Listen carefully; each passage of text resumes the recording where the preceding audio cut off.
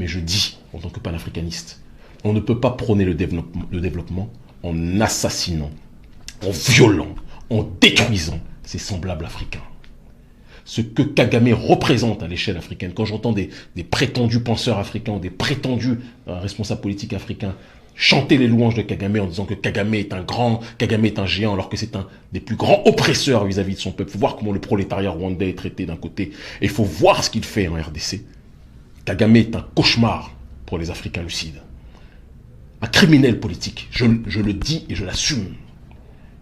Et j'espère qu'un jour il sera traîné devant les tribunaux pour le chaos qu'il fait opérer actuellement et depuis un certain nombre d'années en RDC.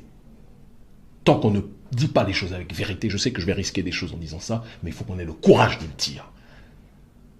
Vous parlez de développement matériel, vous tuez les gens. Qu'est-ce que vous voulez créer? Une société civilisée ou un cimetière?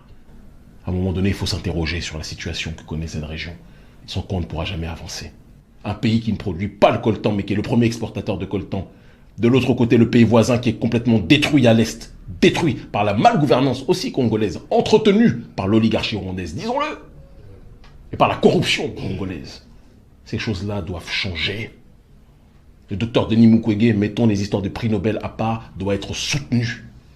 Et aucun panafricaniste digne de ce nom ne devra avoir le toupet de citer Kagame en exemple, parce que le développement du Rwanda n'est pas le développement génial, matériel de quelqu'un qui bosse pour bosser, c'est quelqu'un qui a été soutenu par toute l'oligarchie occidentale pour que ce pays soit le laboratoire de la déstabilisation de la sous-région, de la destruction de l'Est du Congo. Donc on ne dit pas ces choses, tout le reste c'est de la périphérie argumentative. Je suis désolé de parler avec le cœur, mais il était important de rappeler ces éléments fondamentaux. Une civilisation est détruite par l'extérieur que si elle est rongée de l'intérieur. Si l'oligarchie occidentale réussit à déstabiliser cette zone, c'est parce qu'elle a des traîtres et des criminels africains qui sont contents de jouer ce rôle. Et donc, nous autres, de cette jeunesse africaine, on doit arrêter, dès qu'on entend parler parfois de développement, dès qu'on entend parler de miracles rwandais, etc., de dire oui, c'est comme ça, c'est de ça dont on devrait s'inspirer. Parce que la manière dont le Rwanda s'est développé n'est pas une manière que je recommanderais pour quelconque pays africain. Le Rwanda sans les États-Unis, sans la Grande-Bretagne, sans Israël, ne serait pas ce qu'il est aujourd'hui. Le Rwanda sans la destruction et le viol de millions de femmes en RDC ne serait pas ce qu'il est aujourd'hui.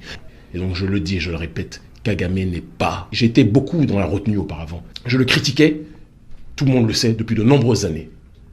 Mais ce qui s'est passé là, il a dépassé les limites de l'acceptable. Kagame est un ennemi de ceux qui veulent la paix et la stabilité en Afrique. Le développement en assassinant ceux autour de vous, ce n'est pas du développement. Et c'est quelque chose qui, tôt ou tard, devra trouver rétribution.